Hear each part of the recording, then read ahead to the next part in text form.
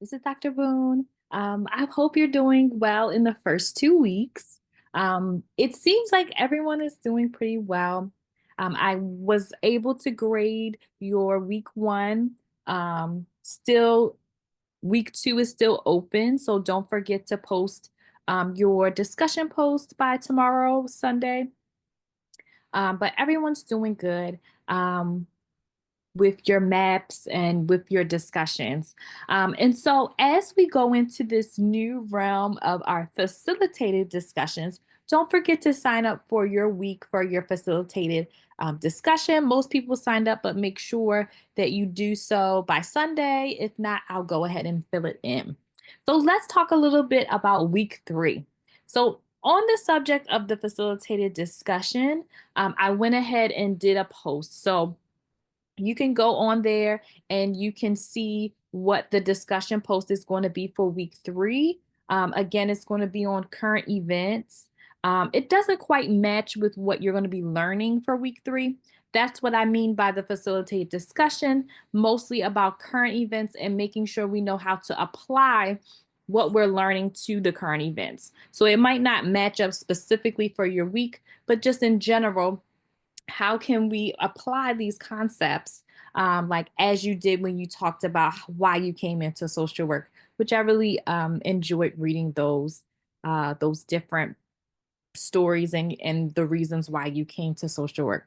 And so you'll see that it's going to be about Trump and his executive orders and how that impacts social work.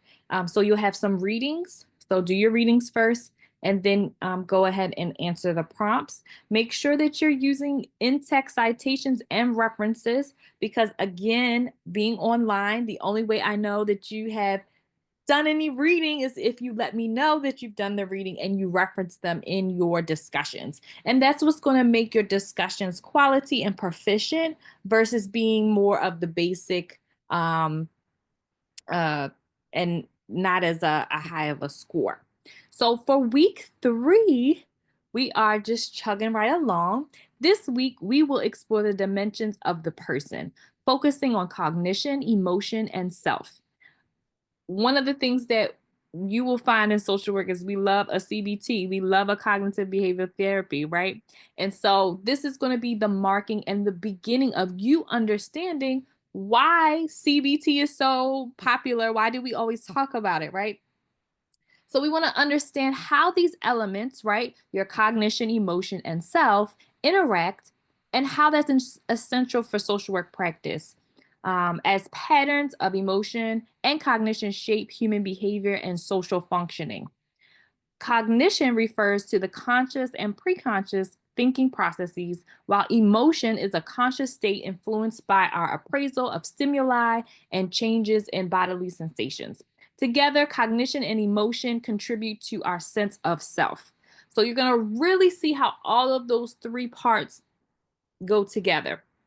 I guess we could have analyzed Trump with his cognition, emotion, and self, but we're going to talk about the executive orders instead. By the end of this week, you should be able to explain how humans develop a sense of self, use theoretical perspectives to reflect on one's own sense of self and personal development, compare and contrast theories of cognition and emotion, and describe how such theories can be used in social work practice. So, this is going to be a great week for learning. You're going to be looking at your textbook. There's going to be an article as well that you're going to glean some things from. The presentations and voice thread is going to be focused on cognition and emotion. And you're going to have knowledge checks. So it's going to talk about cognition, knowledge check, emotion, knowledge check, and then sense of self knowledge check. So make sure that you're really paying attention and understanding the material in the presentations. Some of the key themes are going to be the interaction between cognition and emotion, the role of cognition in belief formation, how misinterpretation or insufficient evidence contribute to distress and interpersonal issues, differentiating emotion of affect and mood. And we know that affect and mood is something that we use all the time with diagnostic criteria and when you're working with your clients.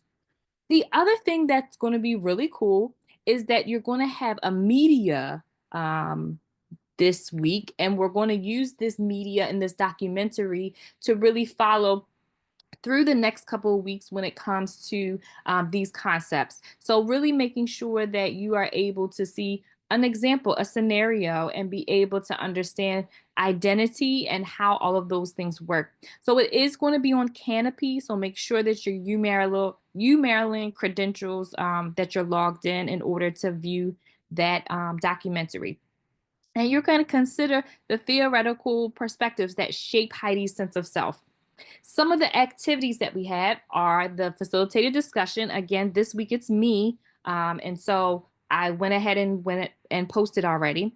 You're going to see the documentary and see some of those things. Again, you're going to have some presentations and some knowledge checks as well. And things that you should be reflecting on, right? How does cognition shape an individual's belief system? What role does emotion play in our social interactions and decision making? How does self concept develop in response to environment and cultural influences, right? So, not just everybody, but how does emotion, cognition, and sense of self vary in different cultures, right? That's going to be important too. And just a reminder, all your activities, including your discussion posts, everything is due by February 9th. So make sure that you are working through it throughout the week. And if you have any questions, as always, you can definitely contact me and let me know if you have any questions.